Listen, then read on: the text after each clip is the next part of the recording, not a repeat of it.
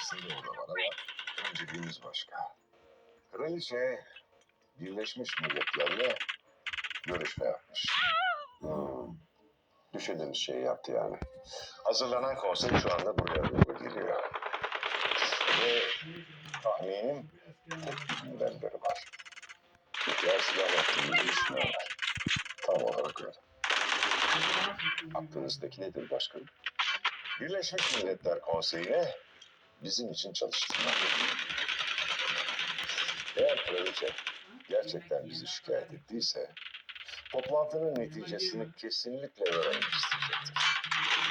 Bu yüzden birazdan ağırlayacağım misafirleri gözlem altına alacağız.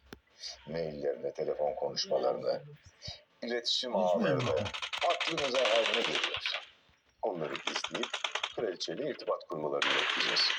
Bu da eğitim yerini bulmamızı sağlayacak. Madem kavga çıkarıp bel altı vurmaya çalışıyorlar, biz de onlar gibi görüşürüz. Sıva patatesa sonra ben bütün temiz bile sıva patatesa sonra ben. Kalkma her patatesa ben kusur ben dedim. Ne kadar da tipe de gelmiş ona kesme var hem hele kuma da hele ki. Bir kadar da Hoş geldiniz. Toplantının konusunu önceden bildirmeyi beklediğiniz için o yüzden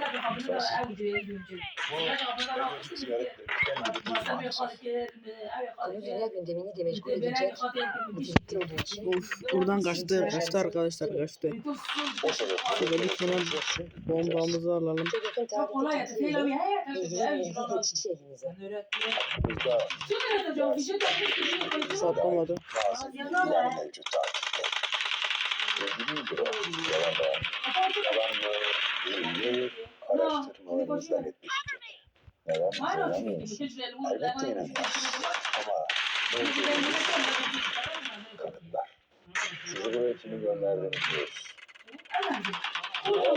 Bize verdiği zararın ondan da kanıt istediniz mi? Ortada o yüzden duymak zorundayız. Silahların yayılmasını önleme anlaşmasına bu siz gayet iyi biliyorsunuz. Hakkımızda yapılan şikayetlerin tamamı mesnetsiizdir.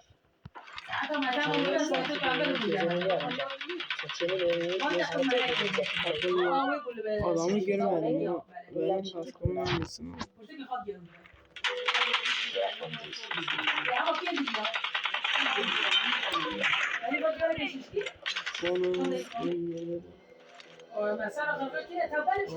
Ülkemizde bulunan size bunları açıklayarak başlayalım.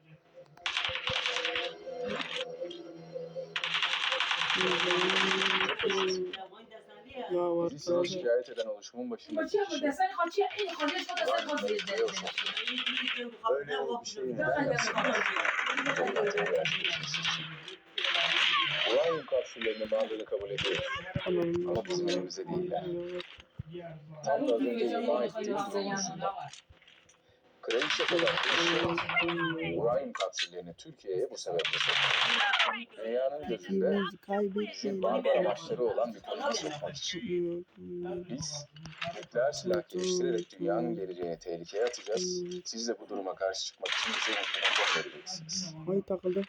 Böylece Türkiye'nin dünya siyaseti üzerindeki konumu sarsılmış olacak. Peki bunu ispat edebilir misiniz? Ya bak orada pikleştim bak. Çıkmadı göstermedi. Pikleşmediğim zaman gösteriyor. Var mı böyle bir şey arkadaşlar? Eğer her şey sözleşmesi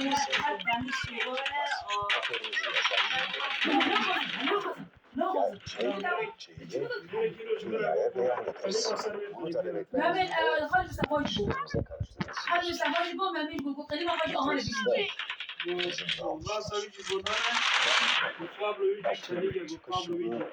Göremiyorum. Hakim.